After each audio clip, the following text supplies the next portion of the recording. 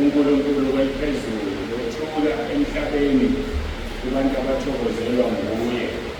uJesu Kristu inkosi. uJesu Kristu inkosi. uJesu Kristu inkosi. uJesu Kristu inkosi. Siyabonga-ke kakhulu uNkulunkulu ukasinika sikwazi ukuthi sihlangane kade sanzima ekhaya ukuhamba nomsebenzi wenkosi sesibuyiswa-ke yiyo inkonzo yombhabhadiso wamanzi.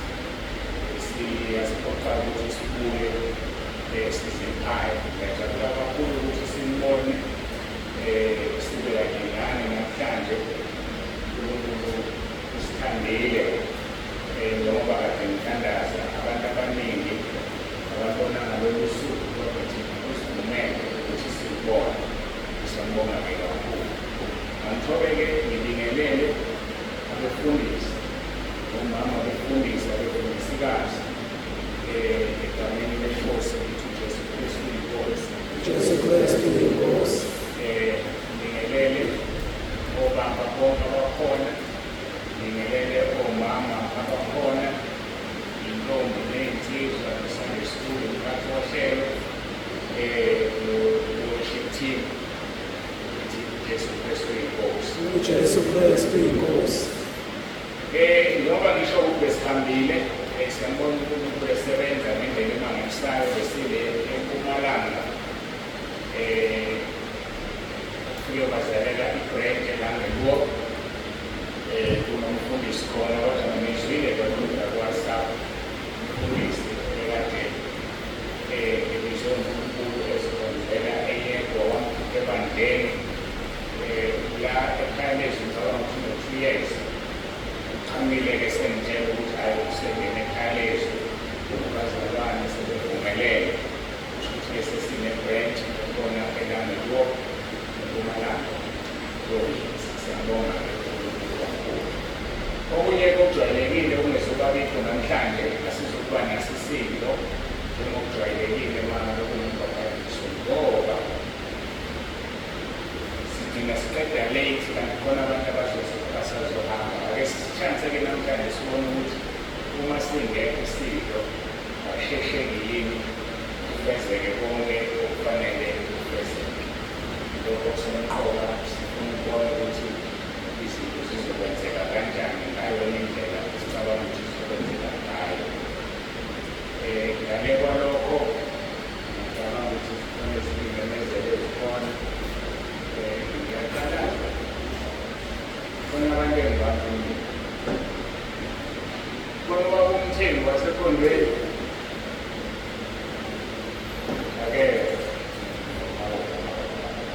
ukhona uFelix wasekhondweni kanjalo baba akunalutho masithembe ukuthi basazofika impela ukuthi bakhona. Siyambonga-ke uNkulunkulu. Kukhona-ke abazokulekelwa ngokuba mkhale inkonzo yethu. Okunye esizokwenza kukhona la sizomisa senibise awumise nawe la. Ngizokutshela-ke ngizamcabanga umndeni eminingi mangakazami udinga ukulekelwa. Asiqale ngomema unene nendodakazi yakho. Umema unene nendodakazi yakho. uJesu wami njalo uyaphila, uyaphila ngiyaweza.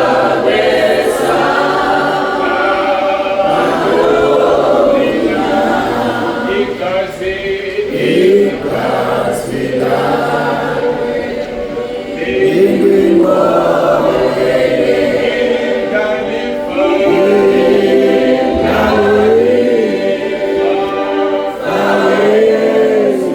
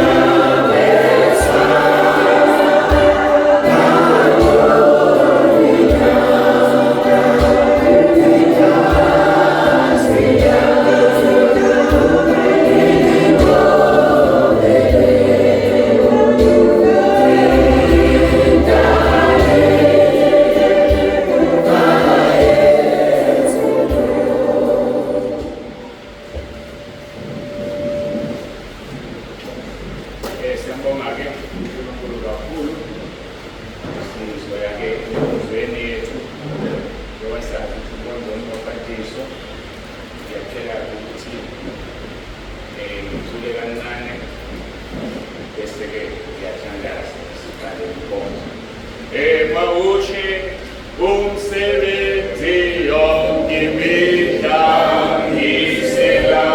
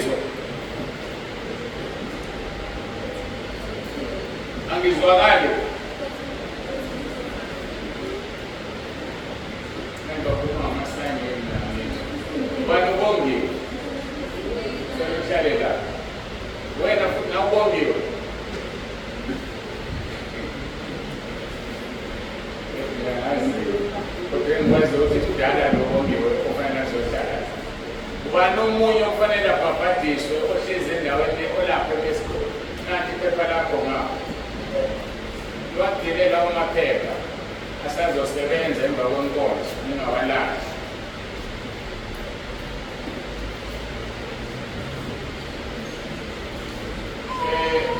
Bheka iphepha lakho bese uhlala kuleyo ndawo usubonile.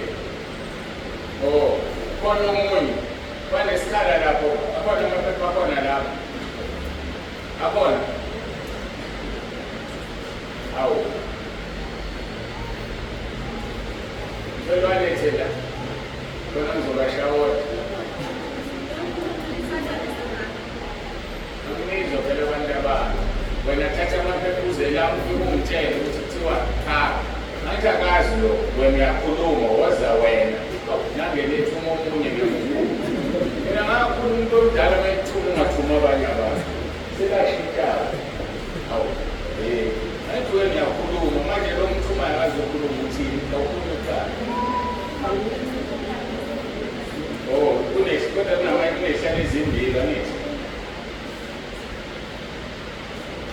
Thulisile Mbamani ukhona akekho banolapho naye umazi njalo ungenza ungahamba uzobela imvana lamaphepha ufuna ukuwashawota la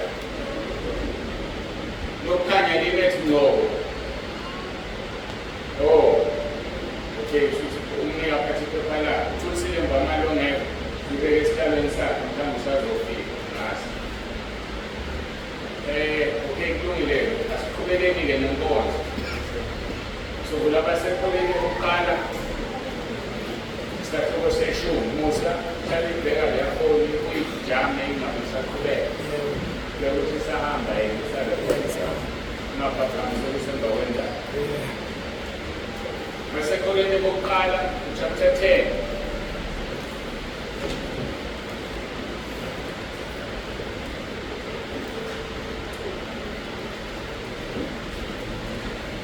sizofunda uverse 5 kuphela. First Corinthians chapter 10 verse 5 ufunda verse 5 kuphela ufundeka-ke kanje uzekime ungathaunkazamikalizo verse 5 kuphela kepha iningi labo uNkulunkulu wayengathokozi ngabo ngokuba bashaywa phansi ehlala kugcina khona lapho kepha iningi labo uNkulunkulu wayengathokozi ngabo ngokuba bashaywa phansi ehlala.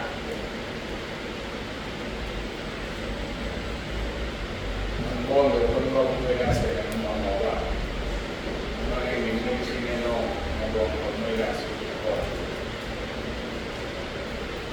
asiqhubeke la kukhulunywa ngabantu abaningi uNkulunkulu engathokozi ngabo ababesebandleni ebizwa ngokuthi abantwana bakwa-Israyeli kodwa iningi labo uNkulunkulu engathokozi ngabo wabashaya phansi ehlane ukuthi wababulala ebabulalela ukuthi abathokozi ngabo.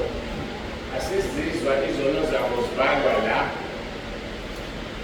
kodwa uNkulunkulu engathokozi ngabo ngoba mhlawumbe nesakhe isono sikhona la yenzeka ukuthi abazalwane babesebandleni elilodwa kodwa uNkulunkulu angathokozi ngabo. uNkulunkulu uyakwazi ukuhlunga ashaya abantu behambisana bendawonye ngenxa yokungathokozi kwakhe basale abantu. Sikhuluma ngebandla la ngiyafisa sibuke laphaya kwabaseKorinte bokuqala vele sikhona ngaphandle kwebhayibheli lakho malingafani nelami sizofunda uverse 18 and 19 sikhuluma ngokuthi uNkulunkulu wayengathokozi ngabo abaningi babo ukuthi babengiyosana ethokoza ngabo. Verse 18 ngokuba kokuqala nxa nibuthane ebandleni ngizwa ukuthi kukhona ukwahlukana phakathi kwenu. Ibandla iba nokwahlukana. Usathane utshala ama-developers ebandleni eliphilayo, ewatshalela ukushaya abaphilayo. Kufanele uqapheleke mntwana kaNkulunkulu ungabi i-developship ebandleni. Ngoba uJesu ukhulumile wathi maye kulo igubeliso eziza ngaye ungcono uboshithele okusileni lanyena kodwa ujuleni kolwandle. Ziqaphele ukuthi uma ukhona ebandleni ukuxabana ukwahlukana ngenxa yakho. Ziqaphele ukuthi uma kwenzekile kwanengxabano awuthengi amasayidi, kodwa uyahambe uquthandaze uthandazela ukuthi ibandla lihlale lihlangene. Uvesi 19-ke kaFirst Corinthians chapter 11 ongihlukumezayo othi ngokuba kumelwe kube khona amaqembu phakathi kwenu, kuba baqinisileyo phakathi kwenu babonakale. It's a must, kumelwe ukuthi alikho ibandla elimunye lingahlukene phakathi ukuze babonakale abaqinisile. Khumbula amazwi kaJesu amanye abuhlungu ekhuluma ngoJudas Iscariot ethi yamuka indodana yomuntu kambe njengokufaneleyo, kodwa maye kulo ephashelwa ngaye ngabe ngcono ukuba kazange azalwe.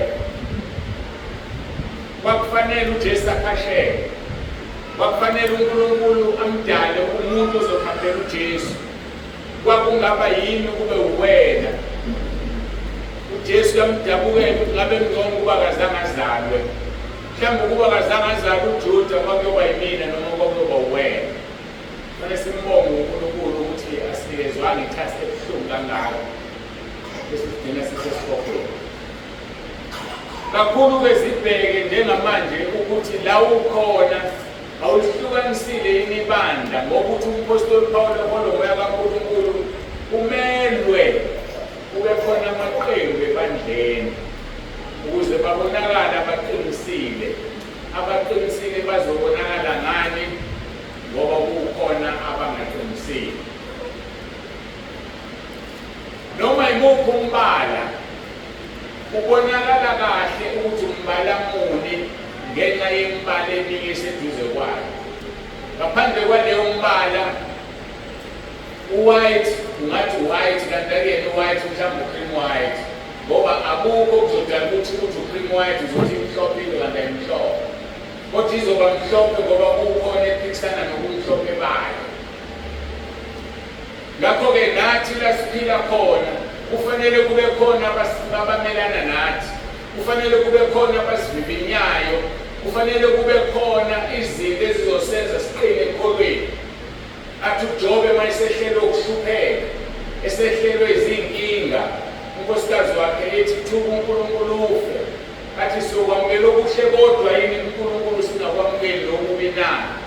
Okuwuphawu lokuthi siyakwamukela okubi nakuNkulunkulu, ngoba vele wavuma uSathane wathi akamlingi uJobe, uNkulunkulu engathandi wayekamlingi.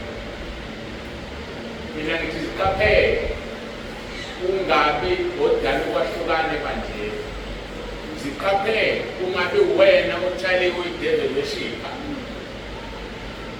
Ukuba sebandleni-ke uma ungengcwele akupiyeli ukuthi uNkulunkulu esebashaya njengoba bashaya ehlane usinde, ngoba nakho uhamba nabantu abaprotectwe uNkulunkulu.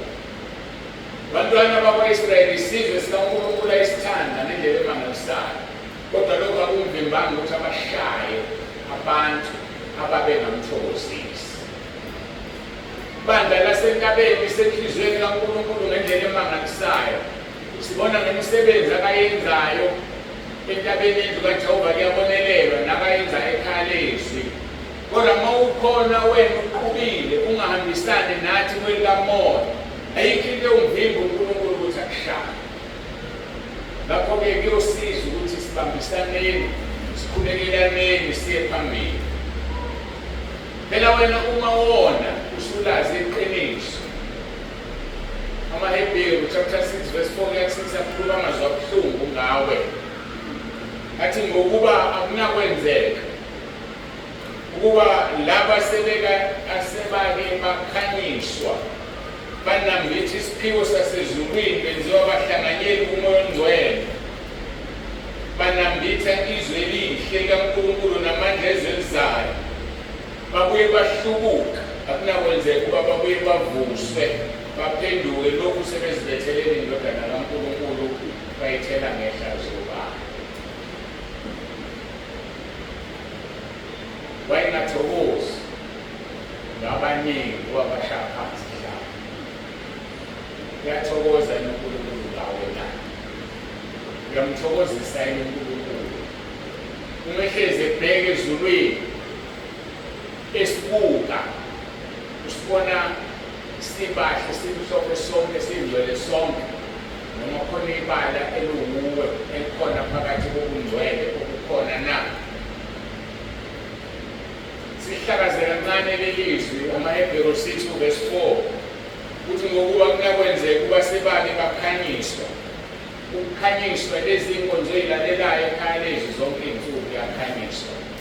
Ukukhanyiswa iy'ntshumayelo ozizwayo zishunyayelwa noma ngabe kuyiliphi ibandla, bankethe bani, ingqondo yakho isuke ikhanyiswe. Lithi akunakwenzeka uma usuke wakhanyiswa, wanambitha isiphiwo sasezulwini, isiphiwo sasezulwini, umoya ongcwele, wanambitha umoya ongcwele. Lithi akunakwenzeka uma uhlubuka uphinde uvuswe. Lithi uma wenziwe umhlanganyeli kumoya ongcwele, wahlanganyela njengoba ekhona umoya ongcwele phakathi kwethu manje, ngoba umhlanganyeli osuhlehlele emuva. Isaiah 63 verse 10 lithi ukuba yisitha sakho, ngoba usuzibethelele indodana kaNkulunkulu bayo.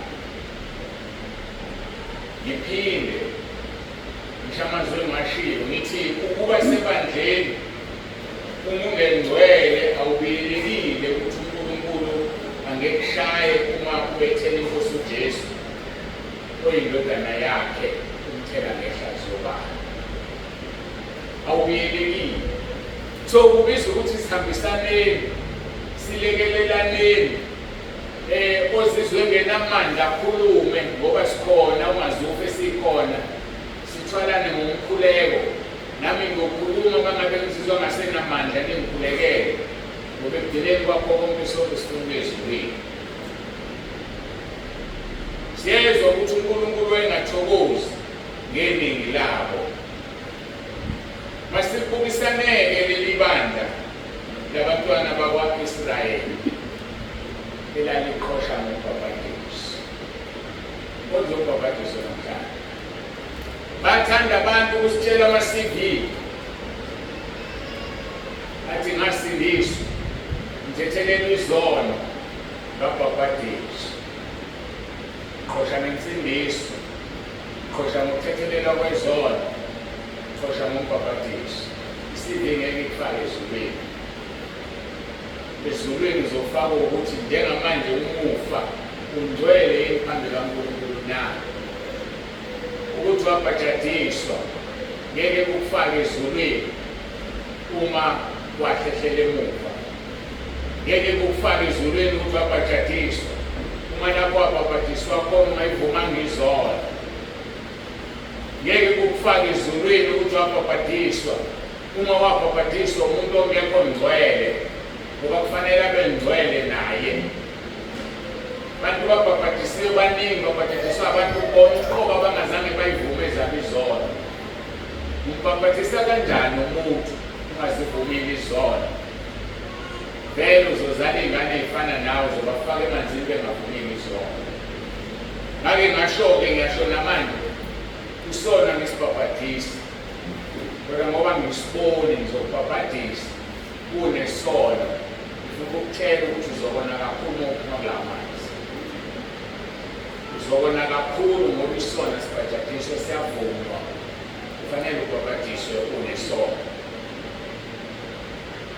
Umpostoli Pawulo uma ebhala yabona umoya kaNkulunkulu uvesi 1, sisalibuka-ke leli bandla.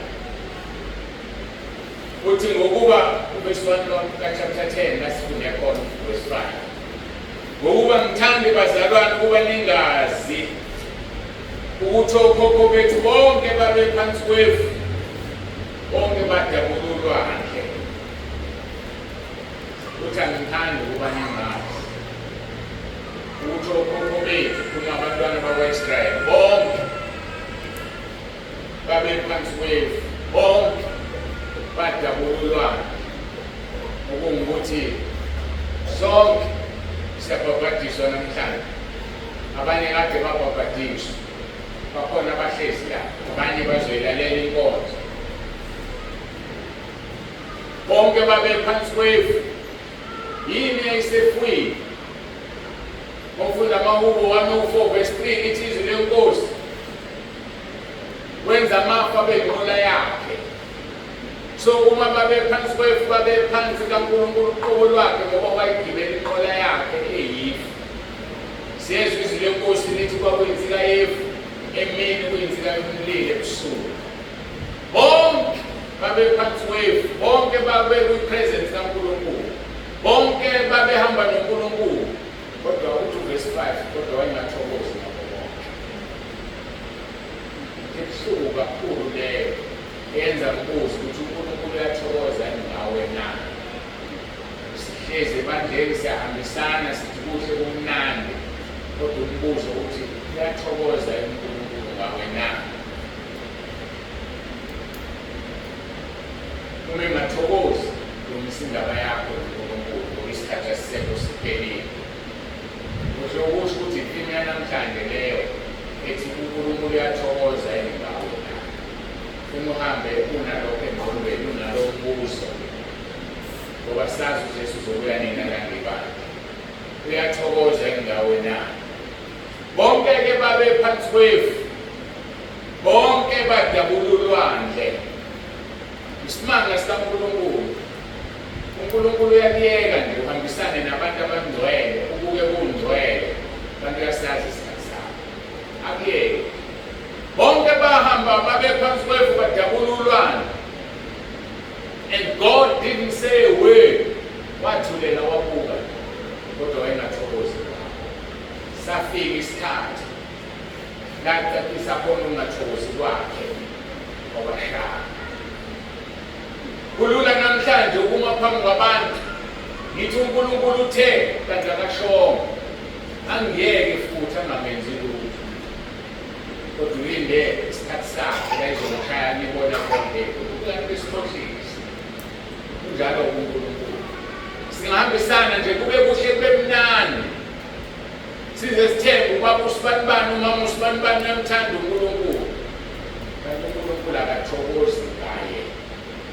Mina bengizokuphela namhlanje ngimnene. Awususe lezi zinto ezenza uNkulunkulu angathokozi ngawe.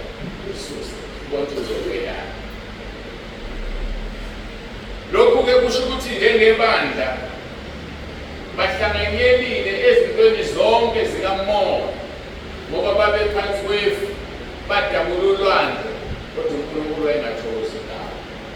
NoJudas Iscariot uthunyiwe kanye nabanye abafundi, wahamba wayokhipha amadimoni, wakhulekela abantu basinda, washumayela ngoba uNkulunkulu uyabekezela sasingakafiki isikhathi sokuphathela uJesu.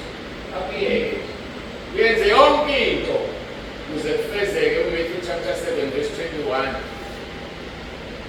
La ithi bothi sakhipha amadimoni ngegama lakho, sasishumayela ngegama lakho, senze imisebenzi yamandla ngegama lakho. Athi dedani kini nabenzi bobubi ngoba ngizange nginazi. Never known you. I never knew you. Kubuhlungu uma usuphikwa uJesu ethi akazange akwazi kade emhlabeni wenza izinto ngegama lakhe ngoba wayengakuthumile.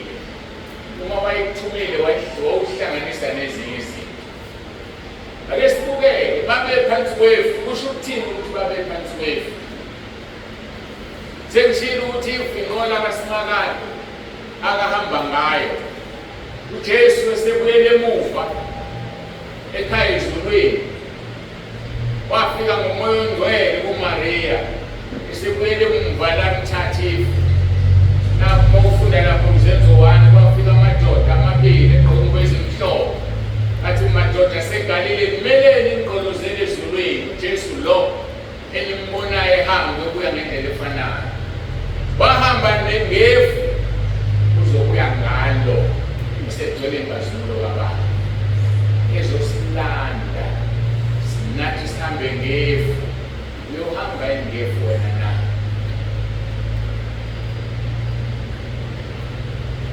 lithi izwi lenkosi amahubo 103 uverse 3 ubeka imshayo yezindlu zakhe emanzini. Ngathi uma se-understand and Lord ukuthi uNkulunkulu ubeka imshayo yezindlu zakhe emanzini. Imshayo ingodo lezokwakha indlu. Ngesikhathi edala uNkulunkulu lapho kuGenesis 1 lithi izwi lenkosi ngithi uverse 2 phezu komhlaba kwakugcwele amanzi nomoya kaNkulunkulu wehla wenyuka phezu kodwa. Ngosuku lokuqala wahlukanisa amanzi uNkulunkulu wathi wahlukane phakathi bekhona phezulu bekhona phansi aphezulu wabiza ngomkhathi. Ngamanye amagama isibhakabhaka ngifuna ukukhetha amanzi. Lento ibona phezulu i-blue amanzi. Abawaziyo ososayensi bathi amhlophe enziwa ulwandle abuke ngathi a-blue kanolwandle mosiwakhiphila wasolwandle amhlophe enziwa isibhakabhaka abuke ngathi a-blue. Angazi kangeke kwezesayensi kodwa iqiniso lithi amanzi lawo wabukayo ilanga lingaphansi kwamanzi. Ngezwi lakho wabophile awadabuka walenza iphutha uma ingatheleka adabuka azomboza umhlaba njengoba yewumbozile kuGenesis 1 verse 1. So wakha izindlu zakhe imshayo yazo ayibeke phezu kwamanzi, meaning izulu lihlezi phezu kwalawa amanzi. Thina esiphansi kwawo esiwabuka sithi sibhakabhaka kodwa liyo izulu liqhathake sisibone sesihlangene nalo la emhlabeni. What a God we serve. uNkulunkulu esimkhonzayo. Ubani ungamthatha umuntu ongenza amanzi aqina akhinde uphekwa amanzi? Masifuna ukwakha isitezi lana siyasokola sibeka amaplango sibeka iy'nsimbi ama-reinforce sifake ukhonkolo ukuze isitezi siqine singawi.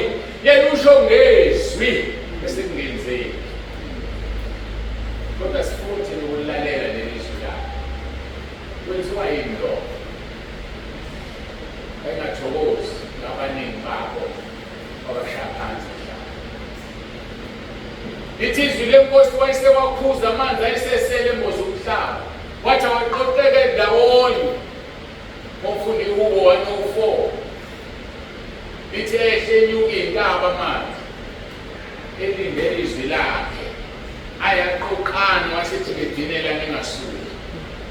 Ulwandle lumile alisuki lapho lwamiswa khona walubelela umngcele.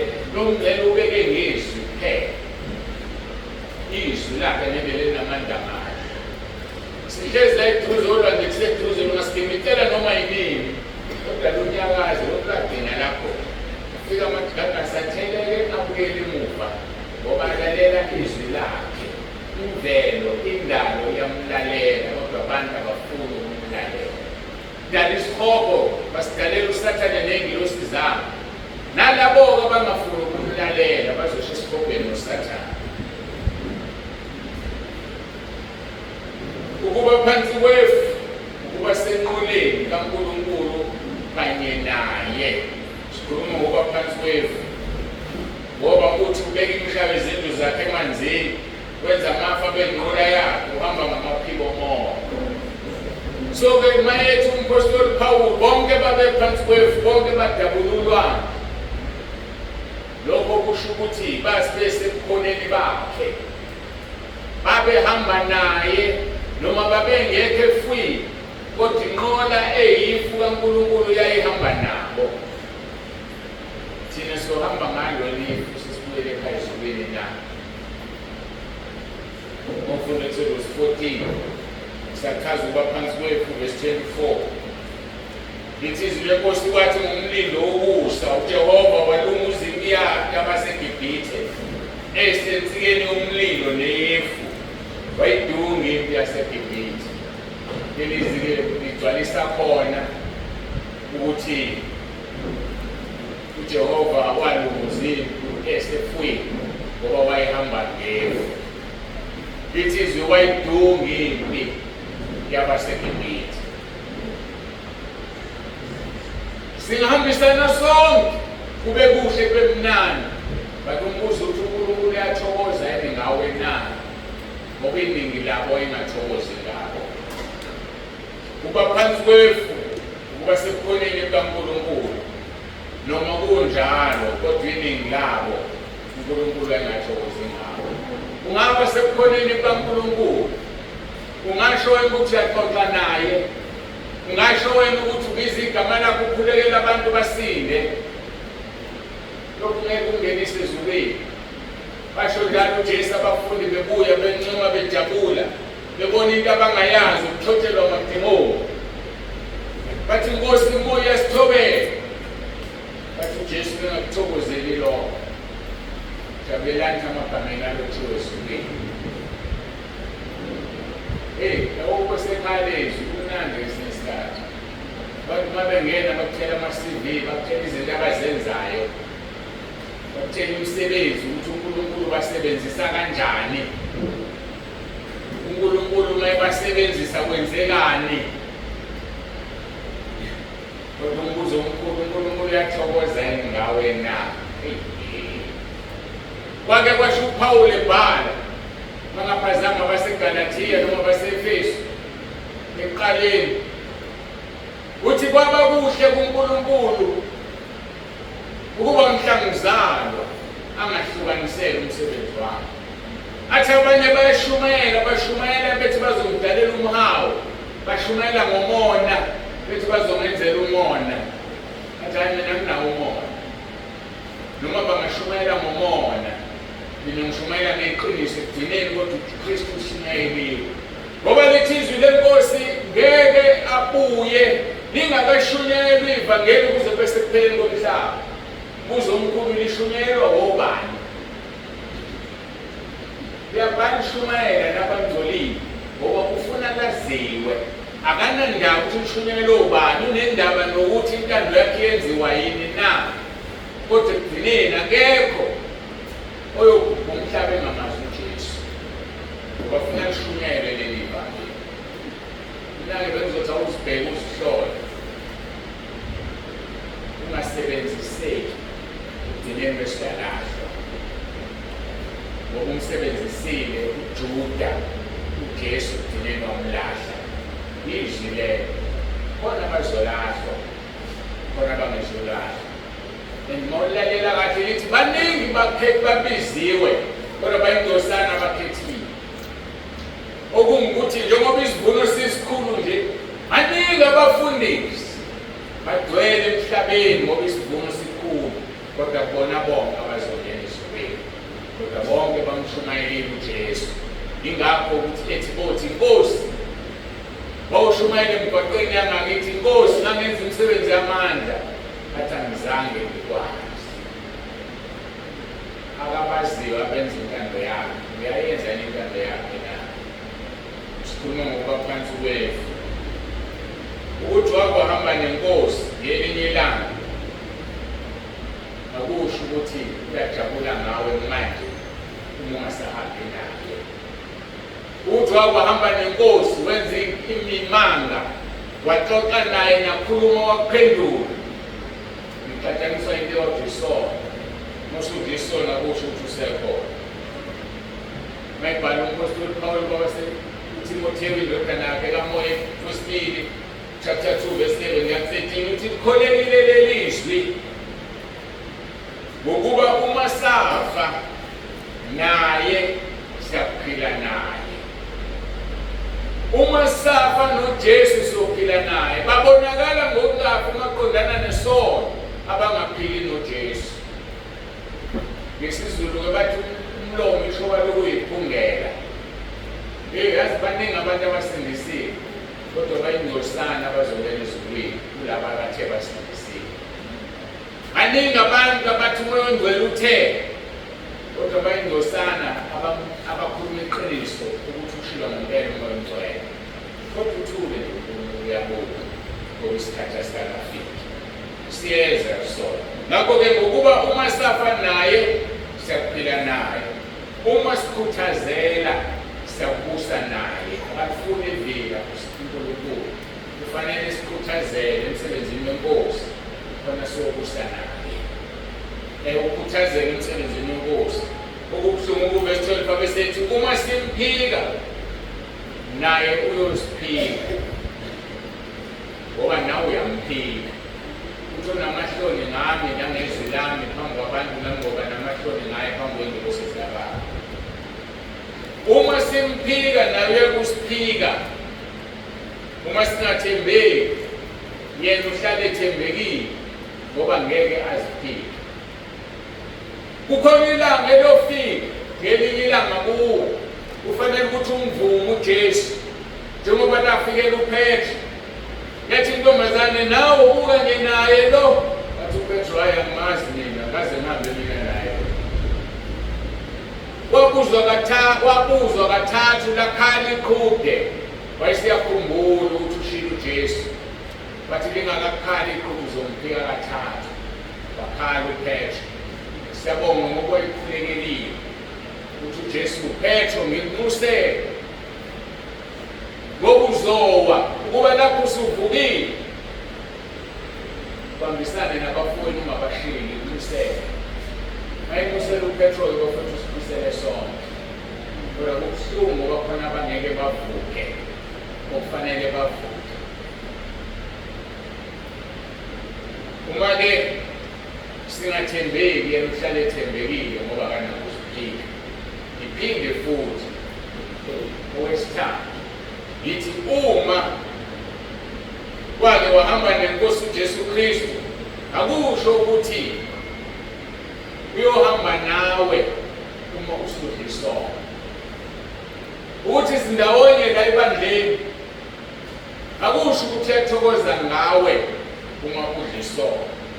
Asidluleke phansi kwesihloko esithi babe naye phansi kwefu singene ekutheni bonke badabula ulwandle bonke badabula ulwandle. Ulwandle-ke kumele umbhabhadiswe lo esingawo namhlanje bonke babhabhadiswe kahle kodwa uNkulunkulu ayingathokozi ngabo bonke. Wena ubhabhadiswayo namhlanje uNkulunkulu uyathokoza nawe na? Hayi ngiyabuza ngiserious vele uyathokoza uNkulunkulu wena uswakubhabhadiswa la entabeni kweminye imbhabhadiso esidlulile usathokoza yini uNkulunkulu ngawe na? Masaba kasushesha kushaya ukunika isikhathi kodwa la yokushaya khona usola usaba ngabe njomba uzange usaba. Masibheka uvesi 2 encwadini esifundile bonke babhabhadiswa uMose efwini nasolwandle. Ifishane leli vesi eliphelile bonke babhabhadiswa uMose efwini nasolwandle. Ngathi ngiyezwa ngathi ngiyalizwa izwi selithi bonke babhabhadiswa umtsibande entabeni kodwa ngithokoze ngabo bonke. Uyathokoza uNkulunkulu ngawe na? Ukwela kwabulwane kwakuwuphawu lombhabhadiso wamanzi. Funa-ke sibukele le ndaba yokwela ulwane kwakuwuphawu lombhabhadiso wamanzi. Sebelwelile ulwandle ababuyelanga eGibhithe. Wena kudalwa yini usubhabhadisile usubuyelile ezoneni zakho na? Ayabazange babuyele. AbaseGibhithe bakuzama bangena olwandle lithi izwi lenkosi uNkulunkulu wababuka esefwini walidedela ulwandle lwabamboza lwababulala. Bekuzokusiza nawe namhlanje uma uzibheka uzihlola uzibone uma ungafanele ukubhabhadiswa ngoba uNkulunkulu uzokubheka kanye alidedela ulwandle lakhe lamoya. So thina namhlanje singaphinde sibone okuzobuyela ezonweni ngoba ungene embhabhadisweni ungekho gcwele.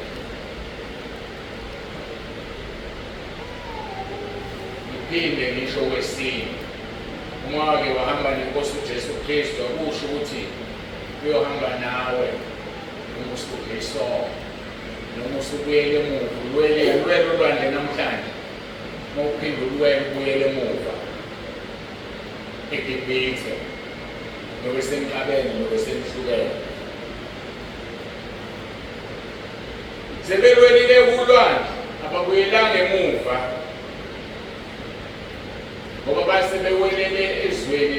ithembiso.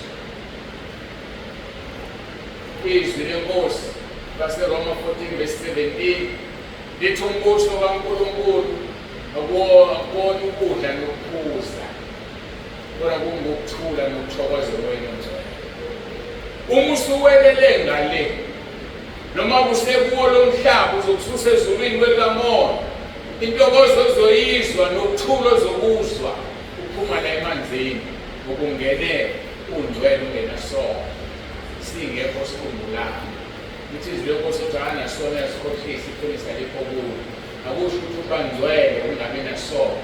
Ukuba ngcwele ungabi nasono sikhumbulayo esingavunyiwe. Lona-ke i-holiness leyo. Ngoba ngelinye ilanga yokukhumbuza uNkulunkulu isono esidala okade wasenza, usivume ube ngcwele. Okubi ukuthi ungasivumi uNkulunkulu esekukhumbuzile. Mawusuwelelileke ezweni lobungcwele, hlala ungcwele. Athi uJehova ku-Abrahama ibangcwele, uhambe phambi kwami ungenasitho. Ilokhu uNkulunkulu akulindele kunini elibhabhatiswayo namhlanje. Hambani phambi kaNkulunkulu ningenasitho. Usilingise uPawulu ukhuluma amagama ajulile. Uthi uPawulu akekho umuntu kumina ongangahlulela. uNkulunkulu kuphela ongamehlulela. Kusho ukuthini lokho? Kusho ukuthi wayephila impilo obungcwele, akukho umuntu wayengam-accuse of anything. Athona Pawulu engandibonile wenza ukuthi ngoba wayephila impilo engcwele. uNkulunkulu kuphela uJobe uzasho uthi akekho ongcwele kuNkulunkulu. Ngoba ubona nezinto esingaziboni, kodwa kona lokho yena uyabona futhi ukuthi wena ukuboni. Abesethi regada njengomngcwele, kodwa yena ekubona ukugcwele abesethatha afake ezulwini lakhe. Ngoba siyongena ngomusa, asihlanze asingcwelise asifake ezulwini. Ngakho-ke qaphela, bazama ukubuyela emuva, abantwana bakwaIsrayeli babuyela emuva ngenxa yokuthi Isaiah 60:10 lithi bahlubuka, badakwisa umoya ongcwele, baphenduka isitha sabo. Mawusuhlubukile, wabhajiswa namhlanje wahlubuka umoya ongcwele uzoba isitha sakhe. Ngokunambithile amandla ezweni sakhe, unambithile umoya ongcwele, usuzibethelela uJesu obala. Mayibhelo 10:26-27 lithi owonesazi awusekho umnikelo ngesono, kuphela ukulindela umlilo oshisayo oyesabekayo ozoqeda amaphikankani. Masingoni ngamabomba kwethu. Makwenzeka iphutha, leli gama elithi iphutha, mistake, ikona okulindelekile kuwe nakimi. Bese siba nommeli wethu onguJesu, esiya kuyena sihlanze. Kodwa mawona ngamabomba okumnikelo ngesono, phela ukulindela ukwahlulela okusabekayo okukhulu, nomlilo oshisayo uzoqeda amaphikankani. Ufunda aMahebheru 10:26-27 uzokutshela. Ngakho-ke bonke uverse 3 sengiyakuverse 3 besimfundile. Ngiqale ngoverse 5 ngathi 1, 2 ngi-3 ke manje. Bonke badla kudla kunye komoya. Khumbula abantwana bakwaIsrayeli sebekhala ngendlala, uNkulunkulu wabehlisela imana. Uthi uma echaza lokhu umpostoli Pawulu ukuthi kwakuwukudla komoya. Ngoba abantwana bakwaIsrayeli bamele ibandla, bayibandla. Njengoba nihlezi nje nidla ukudla kamoya, izwi likaNkulunkulu. Akekho okubonayo ukhamisa ulifaka, kodwa uyakhamisa umoya wakho, uyahlafuna, uyalidla. Kodwa ukhumbula uJohn chapter 12:48 ukuthi Jesu ngeke ngisanehluleke, izwi engikukhulume kini ngizolahluleka. Siyadla ukudla kamoya sonke, sibhajethisiwe sonke, siphansi kwefu sonke, kodwa uNkulunkulu akathokozi ngathi sonke. Uyazazi-ke wena uyathokoza ngawo. Njengoba nathi sidla ukudla kamoya, uJesu kuJohn 6:35 mina ngiyisinkwa sokuphila, ozayo kimi akasoze alamba, nokholwa yimi akasoze oma, ngoba ngiyisinkwa sokuphila. Oza kuye nje ngeke alambe, weza kuJesu ngeke ulambe. Kholwa uJesu ngeke wome. Usho njalo uJesu lapha kuJohn chapter 4. Uthi kube bewazi ukuthi ubani ocela kuwe amanzi, ngabe wena wacela kuye, ngoba ungeke uphinde usoma. Ngenxa yokuthi kukhuluma umuntu okumwela umuntu osenyameni, uthi wesifazane nawe Nkosi ngiphela umanzi uzengabuye ngizowakha la. Ucabanga ukuthi akhiwe emthonjeni wenyama, physical well, kanti cha awakhiwa khona. Uthi uJesu John 7:38, ilona loyo kholwa njengokusho kombhalo esiswini sakhe kokhoboza imfula yamanzi aphilayo. Angade nawe umuntu uhambe ejabule noma uhambe limele, unolimo olujalo. Ngoba limazi nje abantu. Upawulo ukuthi awunawo umthombo wamanzi aphilayo. Umuntu mayekade ekhuluma nawe uhambe limele azayisola. Uthi ngelanga uyamema usibantwana ufike uvashela ntwadini. Hayi nginenkinga yokuthi eqamba amanga, kepha uqamba amanga kunokuthi ayolimala kuwena ngoba uyalimaza unolimo olungaphambili lwenyoka. Siphendukele bafowethu, siphendukele enkosini, siphendukele evangelini eliphilayo. Shwaye yonke amanye amavangeli angaphili. Mase siya kuverse 4 esikufundile. Bonke baphuza kunye komoya ngokuba baphuza edwaleni lomoya elabalandelayo idwala lelo lalinguKristu. Bonke baphuza ekuphuzeni kunye komoya. Yilo leli dwala elenza uMose angangene eKhenani. Ekuqaleni uthi uJehova Mose shaya kanye leli dwala kuzophuma amanzi. Walishaya aphuma baphuza. Ukuthi umbuzo uPaulani balandela ukuthi babe ngaliboni. Kwakunjalo masebeyokomiwe. Athi uNkulunkulu khuluma athi-ke manje khuluma Mose naleli dwala likhipha amanzi. Mose walishaya engazi ukuthi ushaya uJesu. Athi uNkulunkulu-ke ngeke usawubona iKhenani. Ngeke usawubona ukushaya indodana yakho. Uzobona kanjani izulu uzibethelela uJesu ngempilo ephilayo? Uzongena kanjani ezulwini umphotho? Yazi ukuthi lokho uthatha isinqumo sokubhabhadiswa namhlanje awuhlehlele emuva. Asiyi emuva. Backward never, siya phambili kuphela. Siya ngamandla. Umshumayeli chapter 10 verse 4. Elithi noma umoya wombuso ukuvukela ungayishiya indawo yakho. Bayishiya abantu indawo yabo umoya wombuso kaSathane usuvuka. Bayishiya indawo yabo. Noma ngaqhamuka amagagasi amakhulu ezokukhuphula. uNkulunkulu ephakamise lakhe ibridge aphume ngaphansi ukuze ungamuki. Ngoba sikhonza uNkulunkulu osivikelayo. Uthi kanye nokulingwa uyayibeka indlela yokuphepha. Sokwenzeka kanjani wena uwe esilingweni na? Ivezile yini wena? Uyibonanga indlela yokuphepha? Bonke baphuza kunye komoya. Ukuba baphuza edwaleni labalandelayo lomoya. Idwala lelo lalinguKristu. Ngeke ngasho lezi zinsuku ezidlulile. Ngathi iBhayibheli lonke lidwala uJesu. Phela ukuthi asimbone. Nakho kukhulunywa ngedwala elabalandelayo lalinguJesu. Ayikho ichapter noma ke alikho ngathi chapter. Ayikho incwadi kulezi incwadi eziwu-66 engenayo kuJesu. Noma eziwu-39 zeTestamente elidala neziwu-27 zelisha ezingenayo kuJesu. Phela ukuthi asimbone. Mawuzinika ithuba uthandaze uyobona ukuthi kunedwala elikulandelayo, idwala likamoya. uJesu John 6:35 ngesifo sokuphila ozayo yima kasoze alamba nokholwa yima kasoze ome. Ngosuku lokugcina lomkhosi lithi izwi lenkosi uJesu wema wamemeza. John chapter 7 verse 37. lithi wamemeza ngezwi elikhulu wathi umekhona omileyo akeze kimaphuza.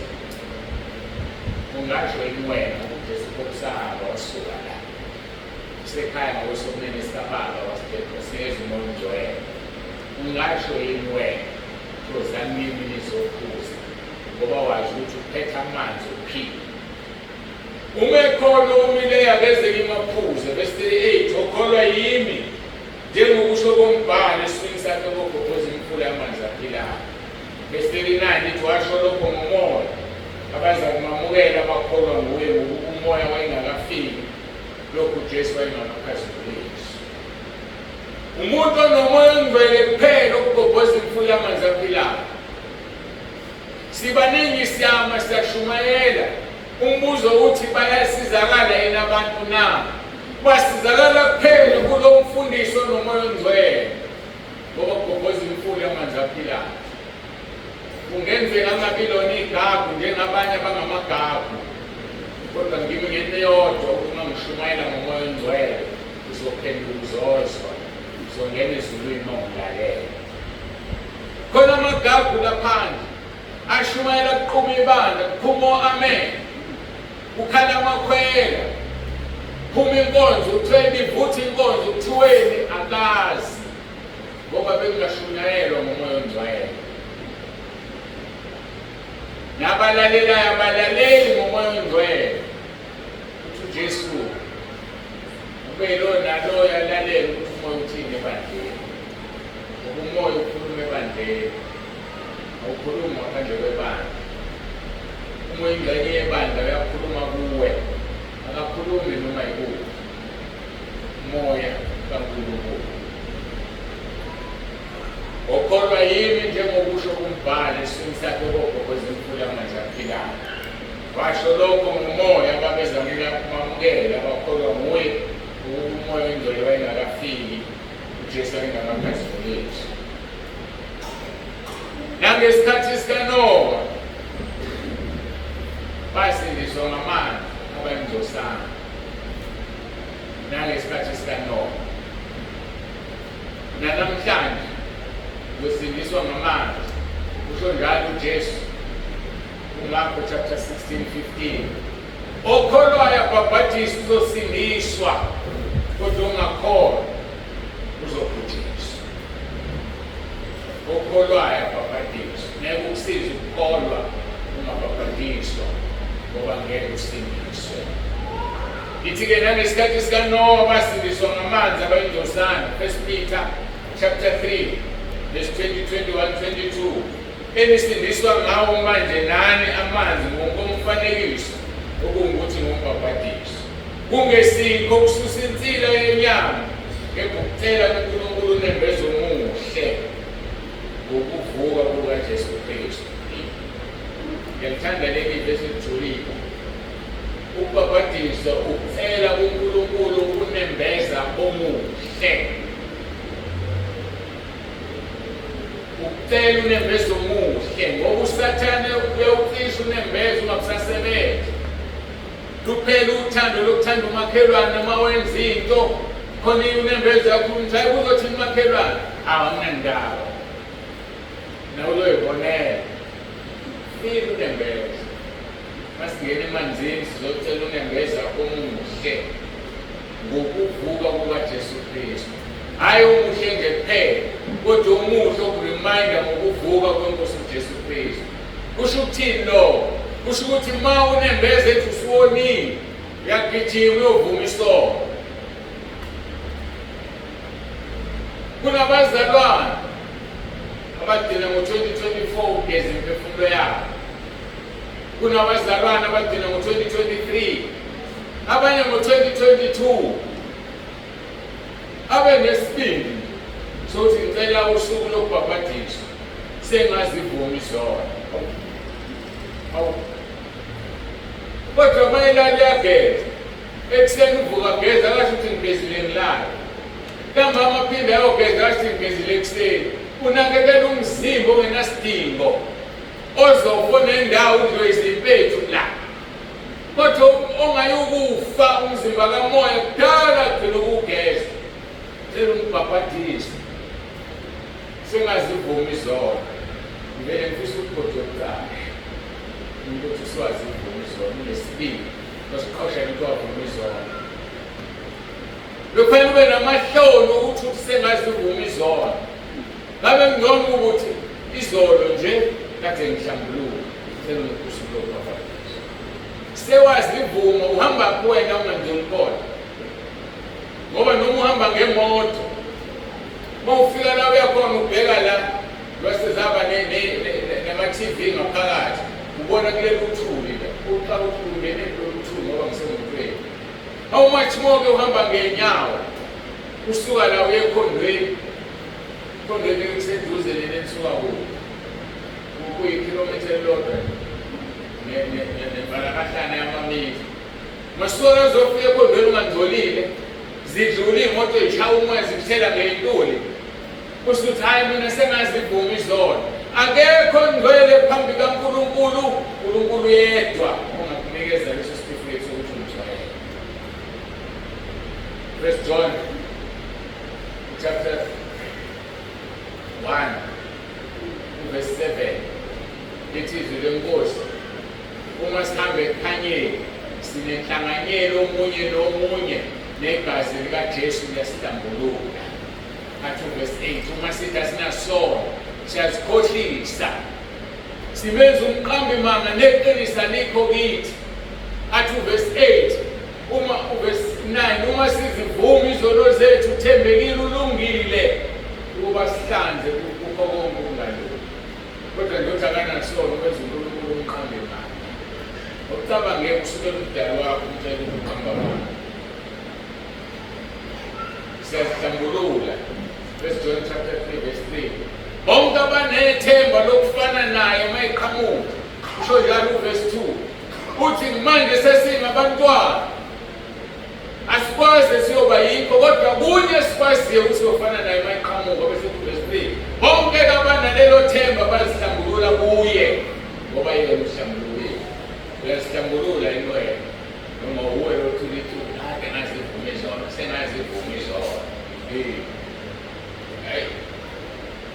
sazosebenza ngokusankulunkulu la entabeni ayinakude entabeni nasekhaya lethu kusafana ngijuluka kakethu sikhuluma-ke ngamanzi 1 Peter chapter 3 engisindiswa ngawo manje nami ngokomfanekiso kungukuthi ngumbhabhadiso kungesikho ukususa insila yenyama kepha ukucela kuNkulunkulu kunembezo omuhle ngokuvuka kukaJesu Kristu okhona ngakwesokunene sikaNkulunkulu esenyukele ezulwini sekubekwe phansi kwakhe bonke ngisho nezingelosi negunya namandla bonke kuphansi kwakhe.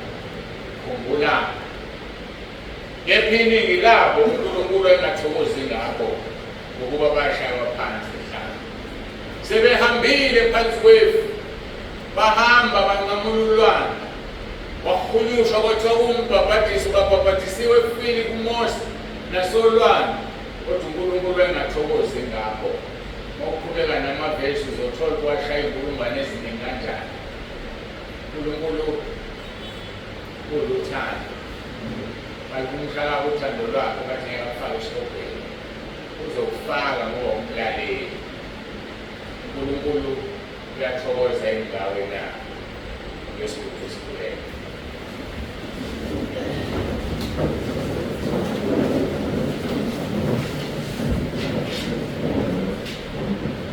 Baba olungileyo, Baba ongcwele, thasibe ngcwele ngokuba wena ungcwele.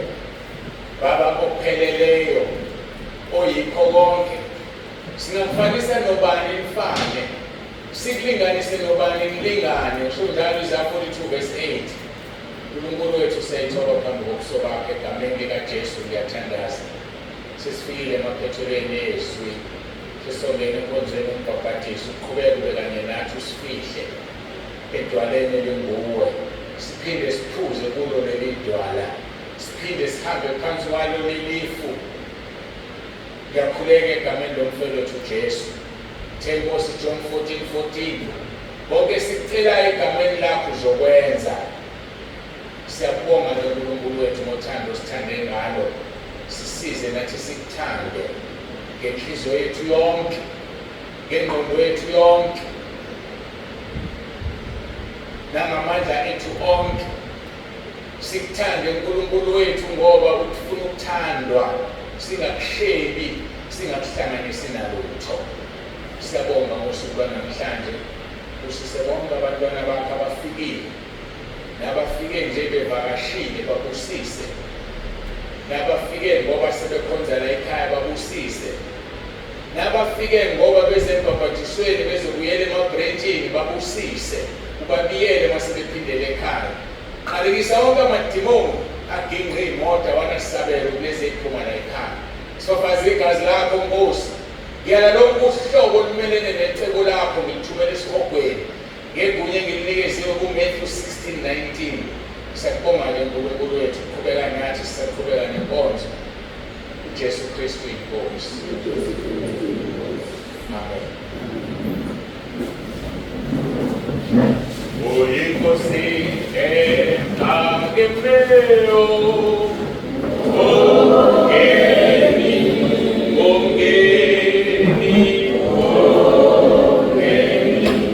uJesu uyinkosi, uyinkosi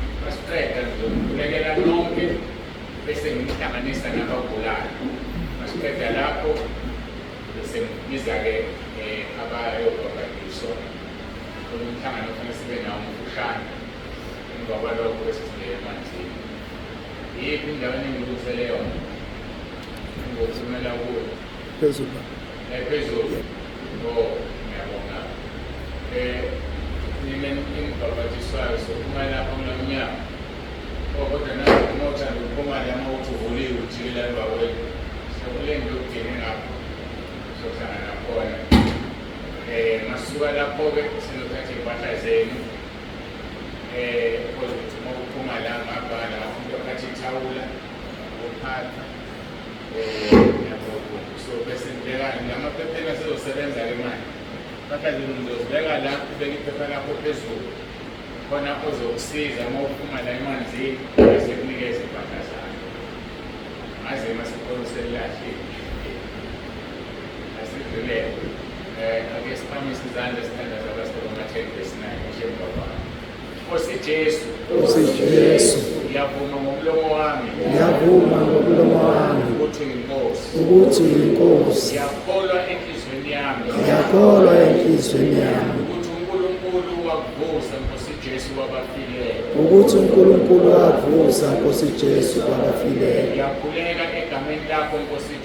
ngiyakhuleka egameni lakho Nkosi Jesu ukuba ungisindise usathane angimfuni amadimoni angafuni ngiyacela Nkosi Jesu uphathe impilo yami ungiphilise ekuguleni ungilondoloze Nkosi Jesu uzimvuse ngosuku lokugcina ngiyabonga egameni lakho Nkosi Jesu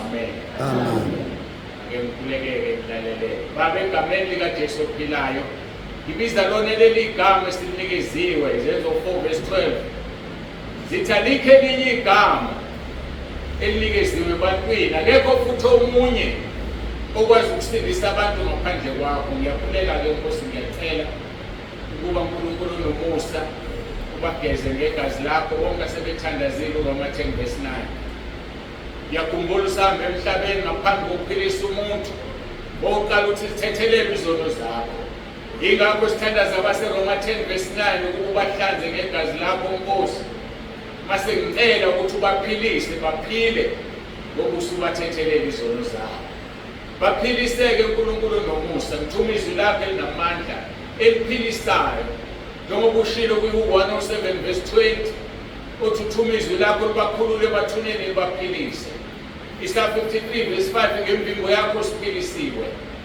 okungenzeki kuthina abantu kwena kuyenzeka Matthew 19:26 ngiyacela ke Nkosi wenza umsebenzi kulona loyo ogulayo manje uyamazi ukuthi uphethwe yini yelula isandla sakho Nkosi sinamandla esinengane eluliweyo wakhipha ngasabantwana bakwaIsrayeli eGibhithe uNkulunkulu kaAbrahama uNkulunkulu kaIsaka uNkulunkulu kaJakobe ushilo kuGalatia 3:7 wathi abokholwa bangamadodana kaAbrahama ukuze nathi singene phansi kwesithembiso wasithembiso uAbrahama ngiyacela ke Nkosi wenza izwi lakho uphilise kube lona loyo geza umhlanze kube lona loyo akulungele ukungena kule nkonzo nginika wena udumo kukhona konke uJesu Kristu inkosi